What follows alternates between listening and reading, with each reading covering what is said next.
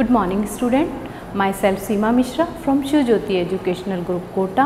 बच्चों आज हम हिंदी ग्रामर से पाठ 2, 4, 5 और 6 का दोहरान करेंगे। तो हम शुरू करते हैं पाठ 2। आप सभी अपनी बुक में पेज नंबर 5 ओपन कर लीजिए।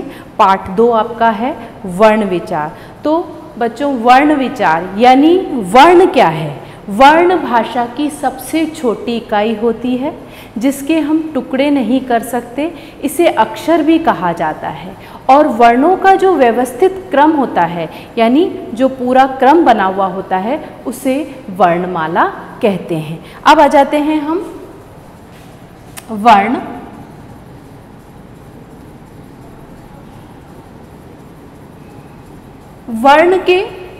वर्ण दो प्रकार के हो गए, स्वर और व्यंजन। तो यहाँ हम सबसे पहले देख रहे हैं स्वर और व्यंजन।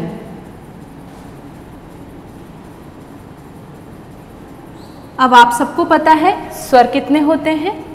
11 और व्यंजन 33। ठीक है। स्वर अपने आप में पूर्ण होते हैं, स्वतंत्र होते हैं।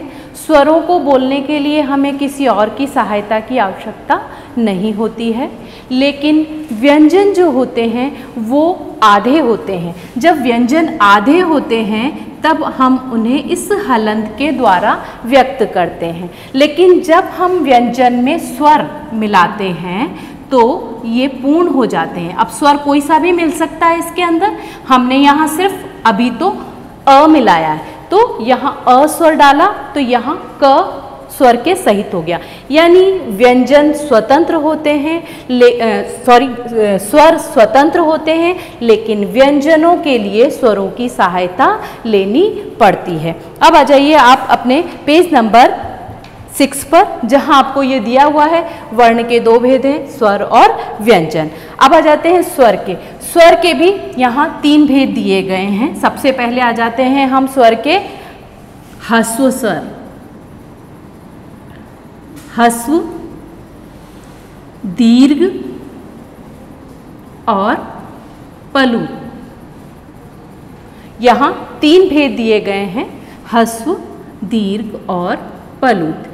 ये स्वर के 3 भेद यहाँ दिए हुए हैं। अब आ जाते हैं व्यंजन पर।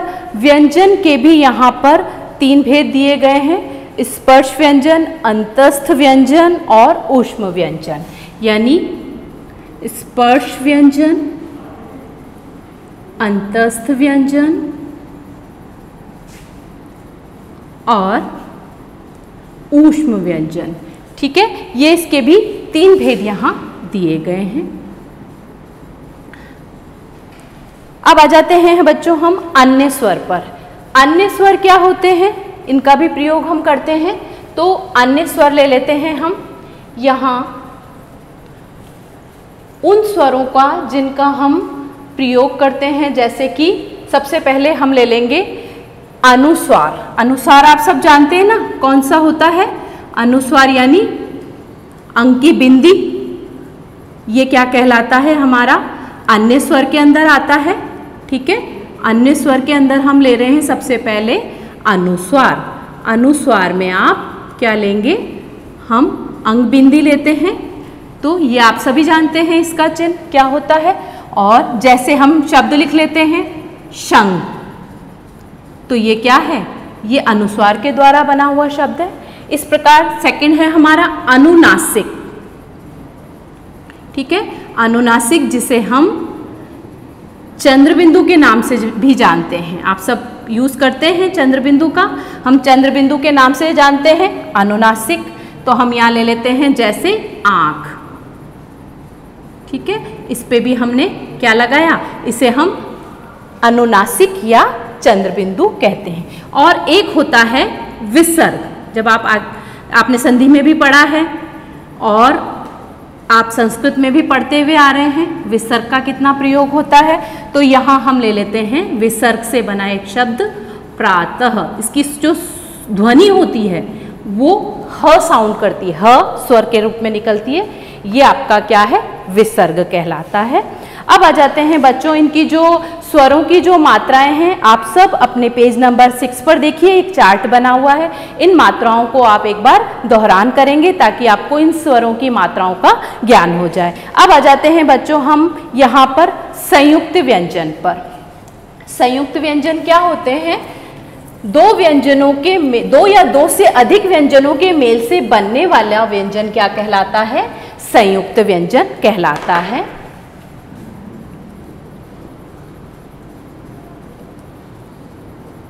संयुक्त व्यंजन। तो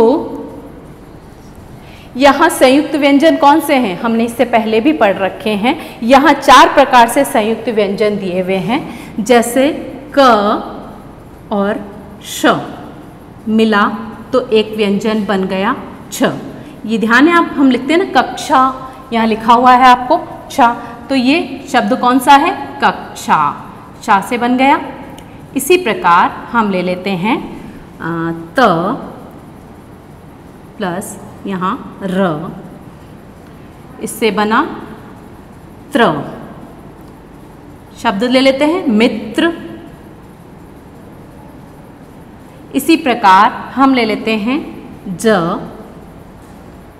प्लस यहाँ, इससे बना ज्ञ। ज्ञ से ज्ञान, ज्ञानी, हम कुछ भी ले सकते हैं, ठीक है। उसी प्रकार एक ले लेते हैं श और र, इससे बना हमारा श और र से बना हमारा कौन सा नया शब्द बन जाएगा?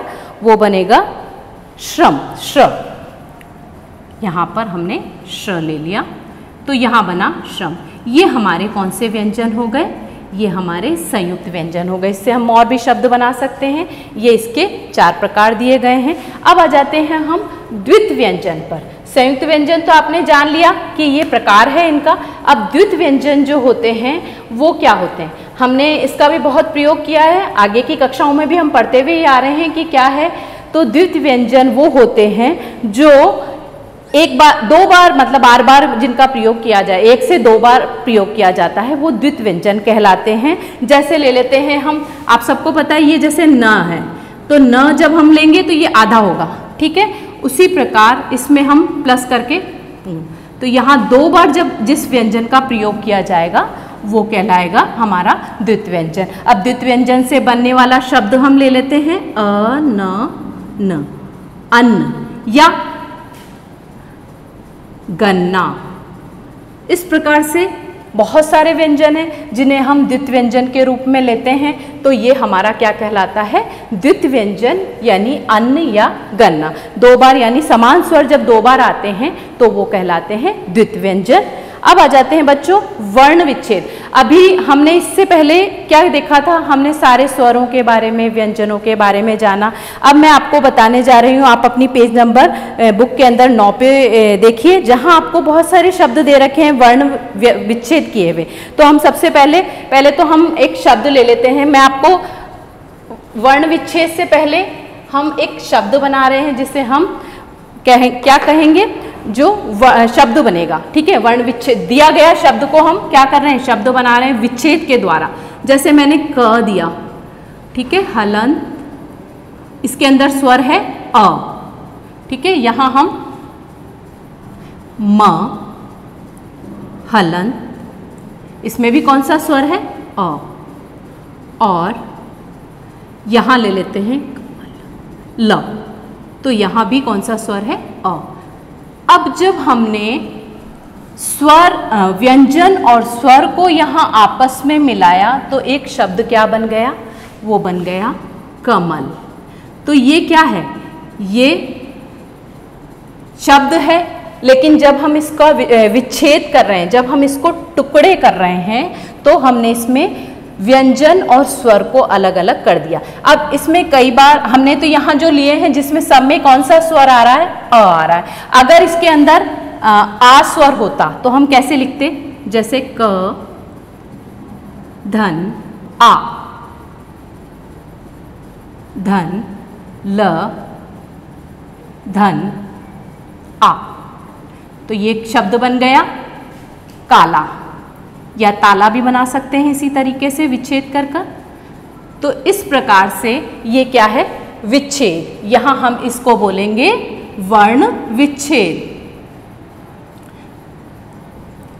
जब हम शब्दों के टुकड़े करते हैं तो वो क्या कहलाते हैं, वो कहलाते हैं वर्ण विच्छेद। ठीक है, और वर्णों के आपस में मेल से बनने वाला शब्द वर्ण शब्द कहलाता है। तो यहाँ हमने जाना कि किस प्रकार से हमें सबसे पहले स्वर, फिर व्यंजन, और स्वरों के बारे में स्वर 11 होते हैं, व्यंजन 33 होते हैं। लेकिन हम इन दोनों को जब वर्णमाला में आपस में मिलाते हैं तो ये कितने बन जाते हैं, ये 44। ठीक है, ये 44 बन जाते हैं। अन्य स्वर के बारे, अन्य वर्ण के बारे में भी जाना था हमने, अनुस्वार, अनुनासिक और विसर्ग, और उसके साथ में हमने ले लिया स्वर के भी भेद बताए हैं यहाँ पर, ह्रस्व, दीर्घ और पलूत। व्यंजन के भेद यहाँ पर बताए गए हैं, स्पर्श, अंतस्थ और ऊष्म। और उसके बाद हमने जाना कि वर्ण विच्छेद क्या होता है, यानी वर्णों से जब हम स्वर अलग करते हैं तो वो क्या कहलाता है, वर्ण विच्छेद कहलाता है। तो बच्चों अभी हमने पार्ट 2 पढ़ा था, वर्ण विचार। अब पढ़ने जा रहे हैं हम पार्ट 4, शब्द विचार। आप सभी अपनी बुक के अंदर पेज नंबर 19 ओपन कर लीजिए, इसमें दिया हुआ है, हम उससे पढ़कर करने जा रहे हैं। वर्णों के सार्थक समूह को शब्द कहते हैं, और अगर वर्ण जब आपस में मिलते हैं तो शब्द बनते हैं, और शब्दों का जब सार्थक, जिसका कोई अर्थ निकलता है, वो समूह बनता है, क्या, शब्द बनता है। और शब्द जब आपस में मिलते हैं तो क्या बन जाते हैं, वाक्य बनते हैं। तो यहाँ सिर्फ हम पहले शब्द के बारे में जानेंगे। तो यानी कि वर्णों के सार्थक समूह को हम शब्द कहते हैं। शब्दों को 4 प्रकार में बांटा गया है। सबसे पहले हम ले लेते हैं, यहाँ शब्दों का वर्गीकरण दिया गया है बच्चों, हम उस वर्गीकरण के हिसाब से ही शब्दों को जानेंगे। तो यहाँ शब्दों का वर्गीकरण दिया हुआ है जो 4 भागों में है। ठीक है, तो अब हम सबसे पहले इसके वर्गीकरण को देखते हैं।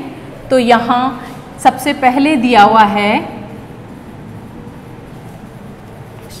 श्रोत्र या उत्पत्ति के आधार पर।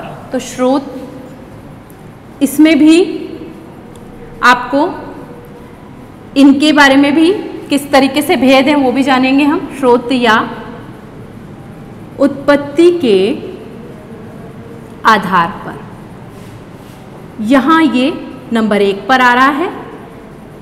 इसके बाद है आपका 2 नंबर पे हम ले लेते हैं, 2 नंबर पे आपका आ गया रचना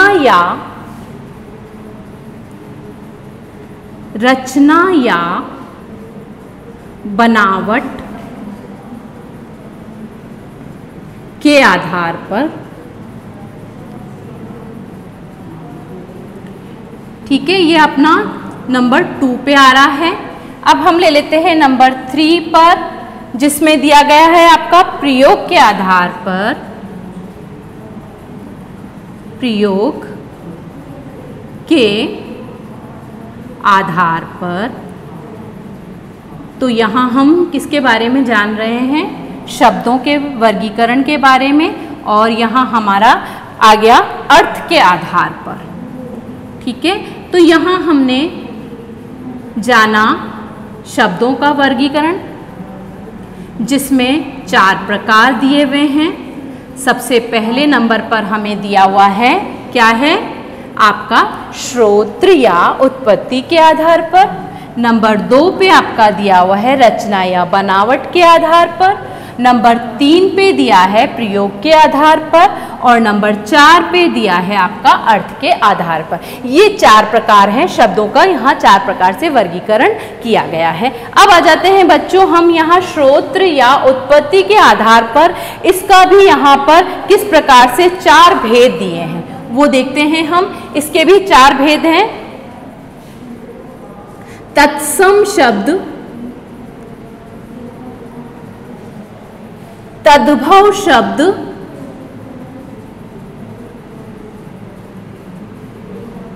ठीक है।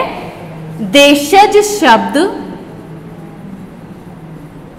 और विदेशी।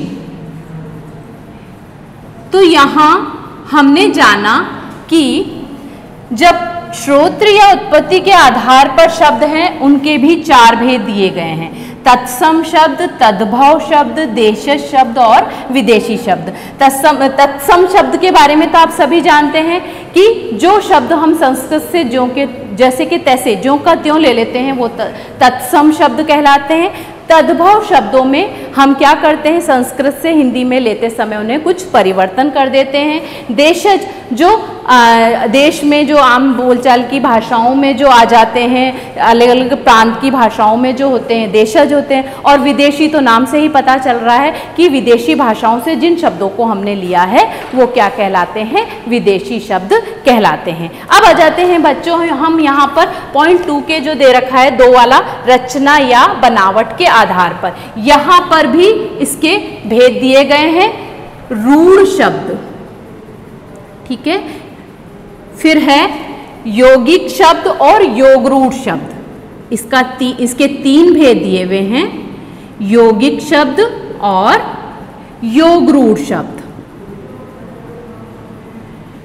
ये यहाँ पर इसके 3 भेद दिए गए हैं। रूढ़ शब्द वो होते हैं जिनके हम टुकड़े नहीं कर सकते, और साथ में यौगिक शब्द जो होते हैं 2 शब्दों के मेल से बनते हैं। योगरूढ़ शब्द होते हैं जिसमें 2 शब्दों के मेल से बनने के बाद एक तीसरे अर्थ पर हम जाते हैं, तो वो योगरूढ़ शब्द कहलाते हैं।